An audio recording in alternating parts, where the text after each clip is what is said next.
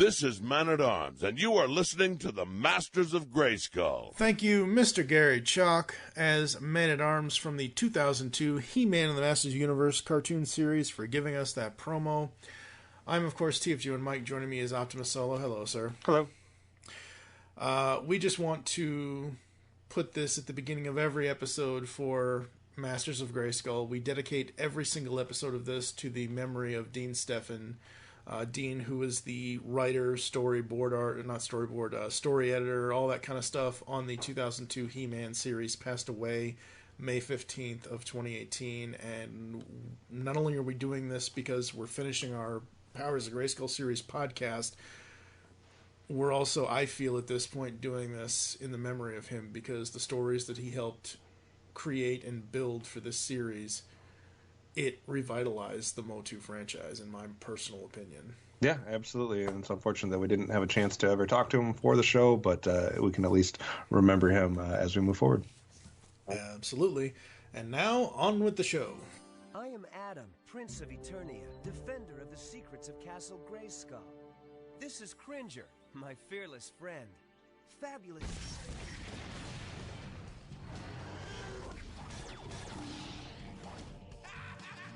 By the power of Grayskull! I have the power!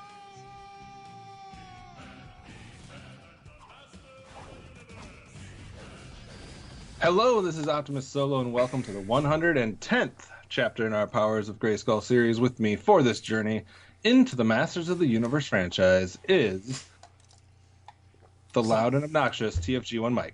How am I being loud and obnoxious? Just kidding. Are you ready to return to Eternia, sir? Of course.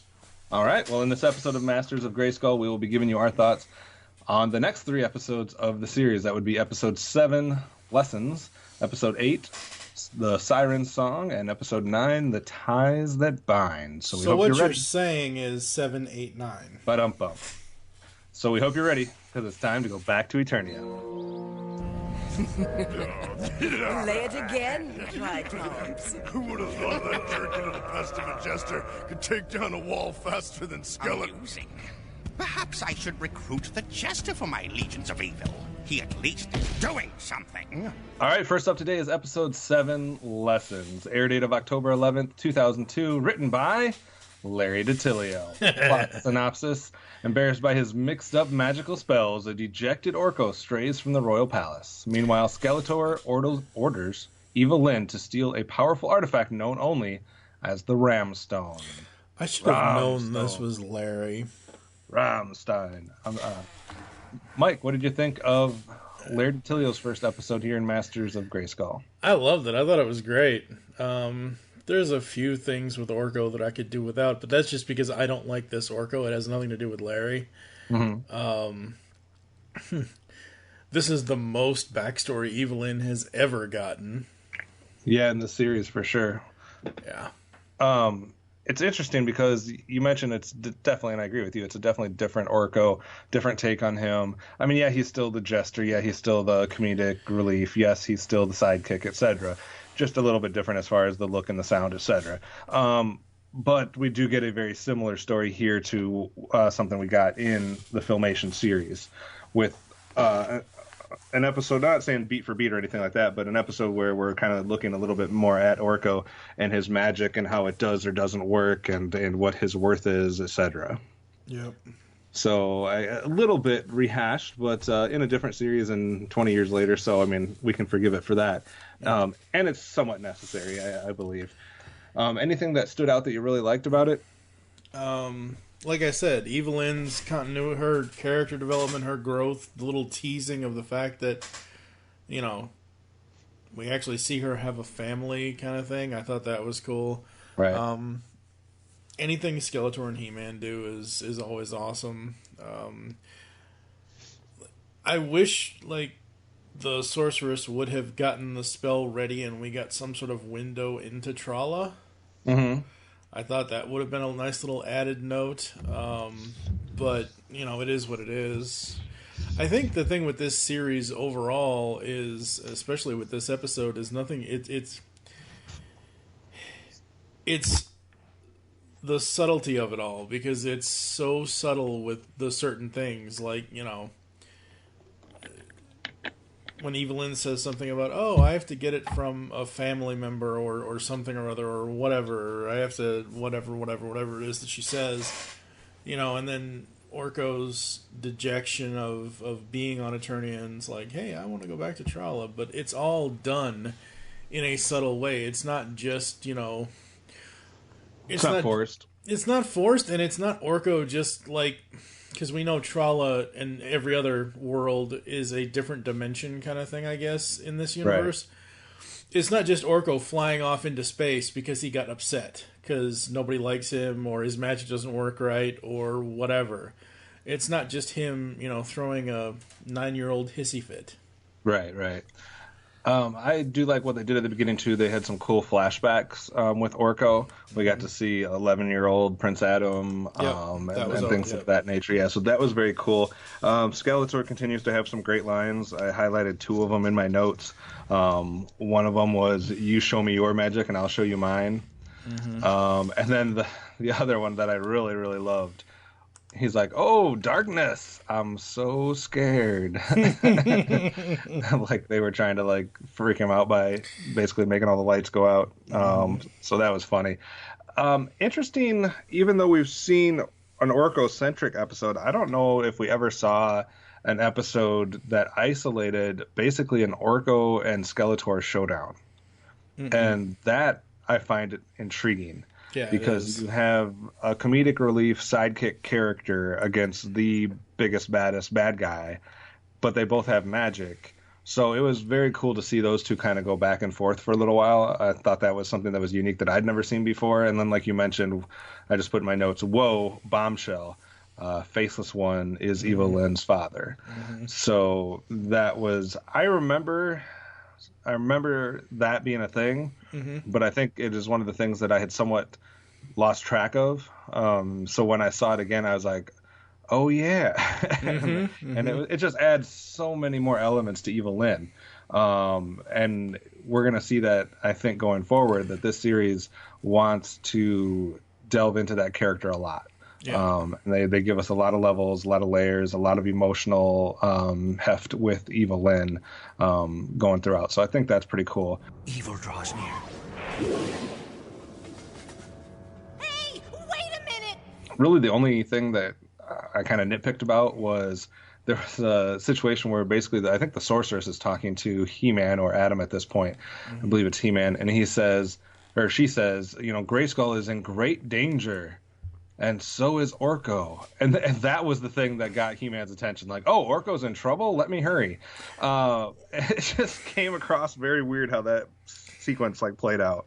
I mean, they are friends. I mean, Orko, to us, as the viewer, is just the court jester. He's, at least in my mind, he's not a character that whatever. But it's one of those things where I think that not only is Castle Grayskull in danger, or the sorceress being in danger, or Man-at-Arms, you could insert any name in there. It doesn't matter if it's Orko or not. With the way that He-Man is in this series, the way that Adam is in this series, that they're two distinct personalities, but they have the same values, I think he would have gone after it immediately anyway, no matter what Master's name or side. I think that it's fine that he's concerned about Orko. I just was worried as to why he wasn't concerned about Castle Grayskull. They both should have been equal reasons. It's to just be an old crumbling building. It's all right. Yeah. Some quick trivia for this episode. The Faceless One was released as an action figure in 2011 as part of Mattel's Masters of the Universe Classics toy line. So you can go own this somewhat side character, guest character in this episode. And then also, and I love these, I mentioned either the last episode or the one before, I do like the fact that they keep giving these nods to the original series. The flashback in which Orko arrives on Eternia and saves young Adam and Cringer from a swamp is a retelling of the same material from Creatures from the Tar Swamp from 1983. Yep. So that was an interesting thing that we got to see there. And there's also some characters that appeared in the Disappearing Act in 1983 that showed up here. So thought that was very cool. What kind of rating are you giving this one? I'll give it a 4. I gave Power Swords to He-Man, Evelyn, Skeletor, and Orko only because of what he eventually realizes. But I also gave Orko a Havoc Staff because I'm sorry. His voice is just, it's like nails on a chalkboard. I don't think we're going to get any interviews with Gabe Kuth anytime soon. No, sadly not. I'm also giving this one a 4, so we're in lock on this first episode. I'm starting to worry about humanity. And I also gave Orko a power sword just for kind of doing what he was able to do in this episode and being important and somewhat maybe not as bad as he has been in other episodes, but I still don't like him. But nonetheless, I'll give him his 1 power sword he's going to get this series unless something shocks me. So a good start to today, double 4s. So... Yeah. Take a break, we'll come back, and we'll listen to the siren. So what is it about Grayskull, Man-at-Arms? Why does Skeletor want it so bad? I suppose it's time you all knew the truth. As you all know, years ago, Skeletor and his evil warriors were driven to the Dark Hemisphere. And now for the part you don't know. The great and wise Council of Elders knew that Skeletor's evil forces would one day return, so they transformed themselves into one. Pure goodness, pure power, a power that has remained hidden inside Grayskull ever since. Still looks like a pile of stones to me. Yeah, well, it's a whole lot more. Don't you even listen? I say we all take an oath of loyalty right now to protect the secret of Castle Grayskull. Especially the new guy. I've already proven my loyalty. I don't have to recite some dumb... An oath isn't necessary. Everyone here is loyal. It won't be long before Skeletor attempts another attack. I suggest we return to the kingdom and you all grab some well-deserved rest while you can. Next up today is episode 8. It's called Sirens Song, October 18th, 2002. Written by somebody named William Forrest Claverius, if I said that right. After suffering yet another defeat at the hands of the Masters, the evil warriors retreat back to Snake Mountain, where Evil Lyn suggests turning the heroes against one another. So, we're going to have an episode basically where we're trying to kind of pit the heroes against each other and have some dissent and some traitorous actions. What did you think of this episode? I didn't think about it until now, but it's essentially Evil Lyn in a better version of when she starred in the 87 film. Because she's disguised and she's trying to trick people like she did in the 87 film with Julie and, oh, I'm your mother, dearie. No, I'm really not. I'm the, so... Right. Using the Siren Song, I honestly thought it was a nice nod to Homer and the Iliad. I thought that was really cool. It's a Ram Man spotlighted episode, but it makes it look like it's a really bad Ram Man spotlight episode. Yeah, I can see that for sure. Yeah, I like that they did a job of, again, revealing to the Masters of the Grayskull's power. Mm-hmm. So we've already had Skeletor kind of come to terms with the fact that and figure out that Grayskull is powerful. Now they kind of have a meetup where they kind of they don't give away everything, but they tell some things to the Masters as far as how the power all came from the Council of Elders. It was all combined and it's stored here in the castle. They just leave the He-Man part out, obviously. There was somewhat of a little forced line there from Ram Man, I thought, where he's like, all right, we need to take an oath to protect Grayskull. I'm like, well, I get that that's a thing and that's cool that you need to do that, but it was just like so immediate that, I don't know, it felt a little forced. But I do like the idea that they know that the power's there and that they're kind of bonded to protect it. One thing about this storyline, obviously we've seen this many times as far as any cartoon, especially like boys action cartoons, where there is a group or a team of good characters where they're going to try to turn one on each other, where they're going to hatch some type of plot to frame somebody or to do something like that. Like we're going to see it quite a bit when we start talking about some other tunes here in the not too distant future. And I don't mind that when it happens like they did in this episode, because in this series, these masters, some of them are just becoming acquainted with each other. Yeah. So some of them are just learning about each other, just meeting them, et cetera, et cetera. So I think it works in that setting because they're still feeling each other out. They are still trying to figure out if they like each other, if they trust each other, et cetera, et cetera. Right. I mean, because the series is already, at this point, at the point of episode 8, the series has already showed us that Buzz-Off and the Andrenids were not, as well as Stratos and the Avians. Stratos may have already been there, but Buzz-Off and the Andrenids were not in the alliance with the palace, with the king, with the other masters.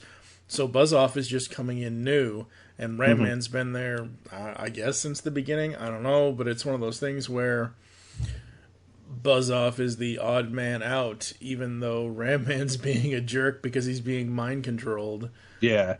Well, I think it does, and I guess it also does a good job of subtly having this kind of underlying, I don't know, C story or B story or whatever, where they did have their original group. You know what I mean? You had the people that are at the palace, as far as for all intents and purposes, we can deduce that is Tila and Man-at-Arms, it's Ram Man, it's Mechanic, and Man-E-Faces. Yep. For the most part, we have those guys established, and Stratos kind of coming in and out when needed.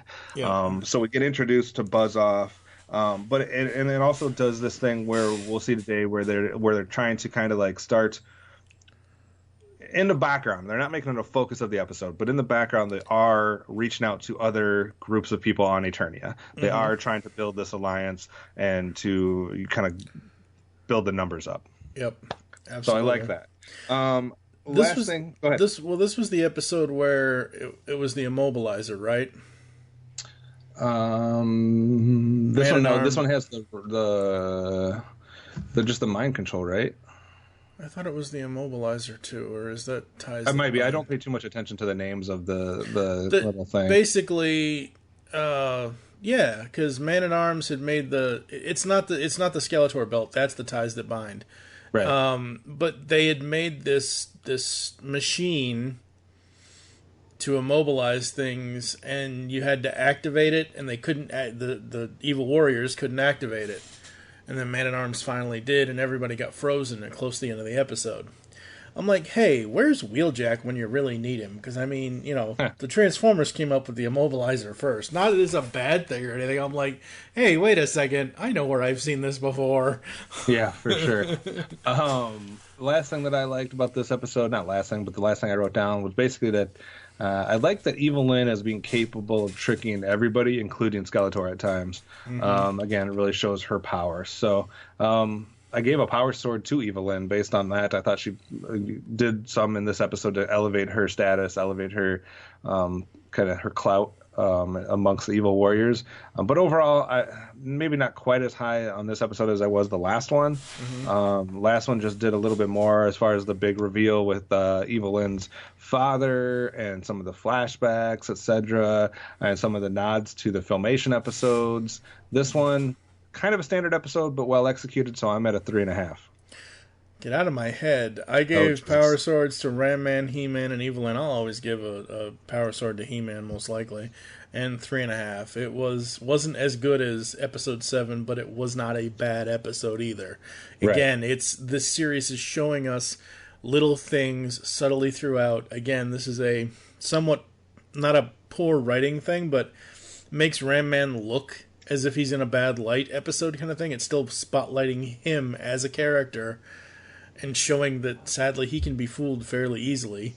Kind of a thing. And yes, I know you or audience are, but it's the Siren Song. Well, yeah, it is the Siren Song too, but it's one of those things where anybody can be fooled with the Siren Song. I mean, it almost worked on He-Man in this episode, in this very episode. Yeah. But the point is, sadly, Ram Man, because he has his helmet, he's not all the way there upstairs. He's a great loyal friend, but and they do a good job through the voice acting of conveying that. So all right, absolutely. So double 3.5s here, so just down a little bit from the first one. We'll see where we go on the last episode. We're going to take a break, and we're going to come back and see what this tie is and what it's binding. Or you could call it Tila's Quest.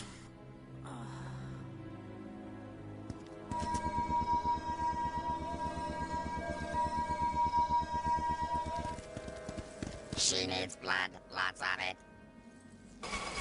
Take mine. No, take mine.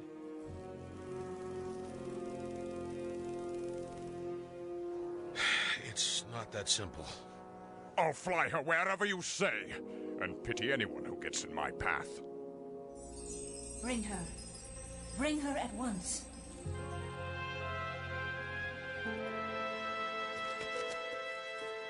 All right, last up for today's episode is episode 9, The Tie That Binds, air date of October 25th, 2002, written by Dean Steffen. This is also of note that this is kind of his first time back in the writer's chair since he did the original pilot. He's been involved, he's been editing, he's been doing stuff and kind of coordinating things, but he had let some other people kind of take over, or basically they were working on it as he was doing the pilot, so now he's back ready to do another episode. This is the first of those.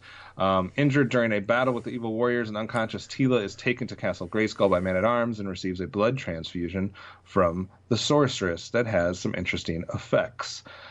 Mike, what did you think about Tila's quest? Yeah, unlike Filmation Tila and how annoying she is, this Tila is a little annoying, but I guarantee you, like, we had a bet going on 7 years ago or whatever it was when we first started this podcast, like, who would be the one person that would get the most Havoc staffs, and obviously for me in the Filmation series, that ended up being Tila, I believe. Yeah. Orko is way, like, this Tila I actually like. I like what they're doing with her. Every now and then I kind of get miffed at her for constantly berating Adam, but she doesn't do it so often that it's annoying like the original one did. Giving her this storyline, I think, is great because, once again, because of this cartoon series, this storyline kind of crossed over into the DC Comics stuff. There was an issue of one of the, I think it was one of the He-Man comics recently in the last 4 or 5 years that DC did. Adas Baron and I did a bunch of reviews on the pull bag for that series, where we actually flash to the future where it's King He-Man. It's King He-Man and Queen Tila.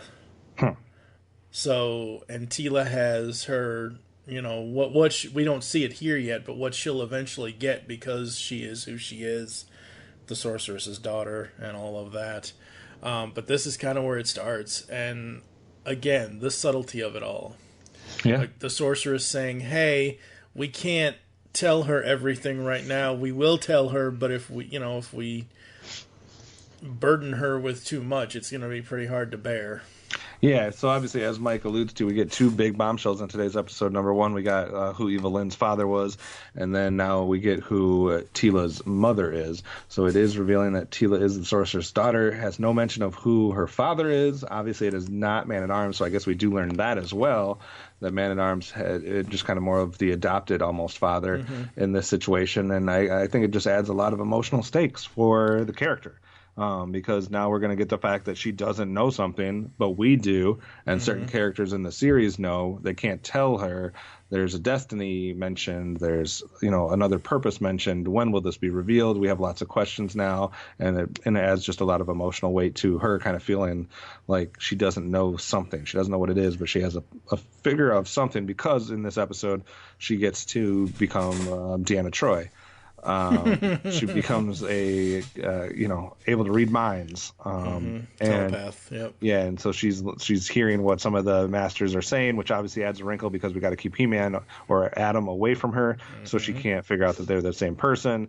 But in the meantime, she can read some of Man-at-Arms and Sorceress's thoughts and stuff, but they kind of are able to shield it a little bit. So it adds some crazy aspects to this episode. And it's good, and again, I will say that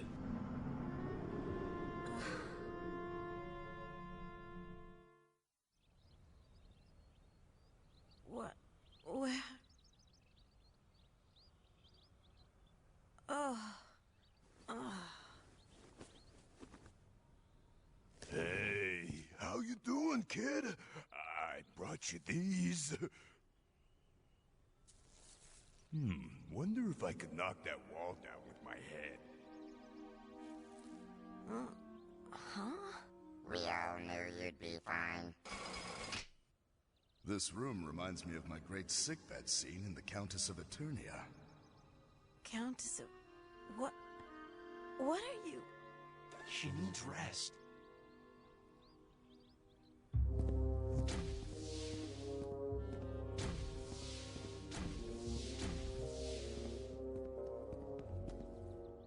How is she? Okay. More than okay. I think she read my mind. Character spotlight each week or each episode or each whatever. When this was running on Cartoon Network, I'll take a character spotlight episode, and if you're going to tell me a decent story, or if you're going to start, especially here, you're going to start this story that I know will continue. Because I know we do get an episode later with the sorceress revealing, like in a flashback, of how everything happened. Mm-hmm. So, love this. I love that Skeletor basically tries everything other than throwing the kitchen sink at Grayskull to get into it. Yeah, for sure. I mean that whole scene was like, wow. All right, Mike, how do you rate this one? How did it shake out? Power swords all around. Thank God Orca wouldn't get one here because he doesn't get one. But Teela, He-Man, and Skeletor for power swords and gets a 5. It was great. I loved it. I loved every bit of it. All right. I'm at a 4. A little up from the last episode. I don't quite think it's the perfect episode yet. I'm reserving right to have something that's better than it, I guess. I liked it a lot. I mean, it does have the crazy historical aspects of who Teela's mother is, etc. A little slow at points, and I don't know if I'm huge on watching her hem and haw about what's going on and who's this and all this other stuff, but like I said, it does add the emotional weight, so that's why I'm at a 4. I think if it was a different character besides Teela, then maybe it would have got me to a 5.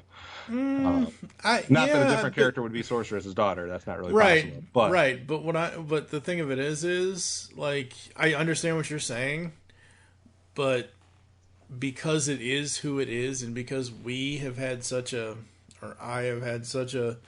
anti-relationship with the character, giving her this, and honestly, if you didn't know who your family was, let's say mother, father, whatever, let's say you were adopted or whatever, and you didn't know your real family, you would have all those questions. Oh yeah. So it wasn't like as no, annoying. I'm not saying it's not like that she shouldn't have them. I just, not what I'm looking for in my He-Man episode, maybe, is to deal with a girl that's worried about who her mom and dad are.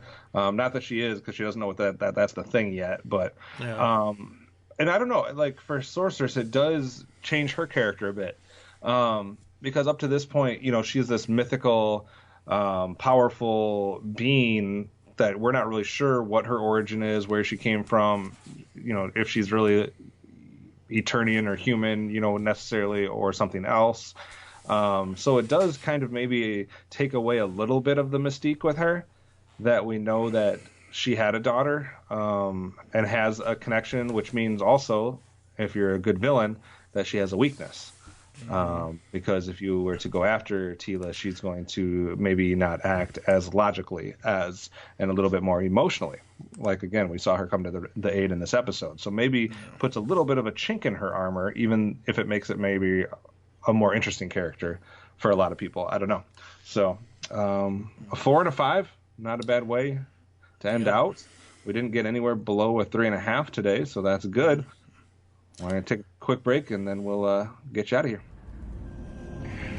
It's bad enough having to deal with that wretch He-Man, yet when it's all said and done, he is just one. But those cursed masters, they're like burrow rats, always popping up! Then why not find a way to exterminate them? Yeah! How? By turning them against each other when they discover a traitor in the ranks. Someone whom they'd never suspect. Someone unquestionably loyal. Someone like Ram Man. Ah, I know. By convincing them there is a traitor in the ranks, the Master's defenses will be weakened, and Castle Grayskull will be mine. Oh, Skeletor, however do you come up with your ideas? It's a gift, dear Evelyn. Now enact my plan! It's Showtime Synergy. The latest review podcast from the GeekCast Radio Network is here. So join TFG1Mike, Nicole Hailstorm, and myself, Lady Wreck, as we will be reviewing all 65 episodes of Joe and the Holograms in a 25-episode-long podcast. You can find Showtime Synergy on iTunes and GeekCastRadio.com. We are the truly outrageous podcast that you want to be listening to. I know what we're doing today. Okay, Michael, if we're going to tackle this podcast thing, we've got to do something really special. It has to be cool, daily, in audio form, and undetectable by radar. Something that screams summer. I know, let's do a Phineas and Ferb review podcast. We'll call it the Podcast Organization Without a Cool Acronym, or POWCA for short. What do you think? I think if we're not careful, Candace is going to bust us. You can find POWCA on the GeekCast Radio Network, iTunes, Blog Talk Radio, and all of the other methods you find podcasts. Okay then, carry on. Because the world needs another movie podcast. The GeekCast Radio Network presents for your listening pleasure the Cinema Geek. Hosted by Amanda, Kevin, Matt, and Dan. Each week we dive headfirst in the landscape of movies as we discuss movie news, play movie games, go in-depth on reviews, and even have a top 10 countdown or two. Also, don't miss our director retrospective series, where we review noted directors' movies film by film. Bottom line is, if you love movies and love podcasts, you need to experience the Cinema Geeks. You can find us on iTunes, Blog Talk Radio, or GeekCastRadio.com.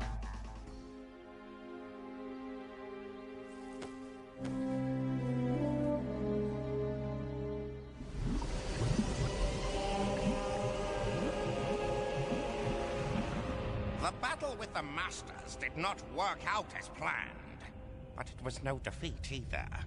Man-at-Arms' precious daughter is out of commission. Thus weakened, they shan't be prepared for another attack so soon. More Masters will fall. Grayskull and its secrets will finally be... Evelyn, do I bore you?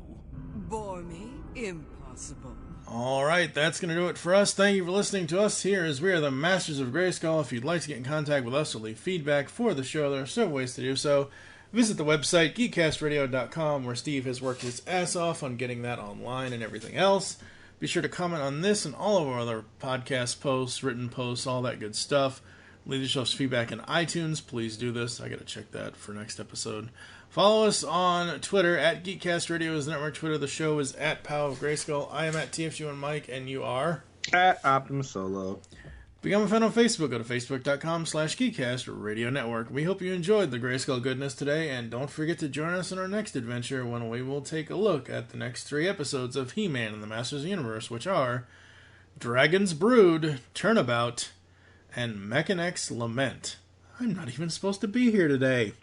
For now, I am TFG1Mike with... OptimusSolo! By the power and for the honor of Grayskull, we have the power. Not even supposed to be here today.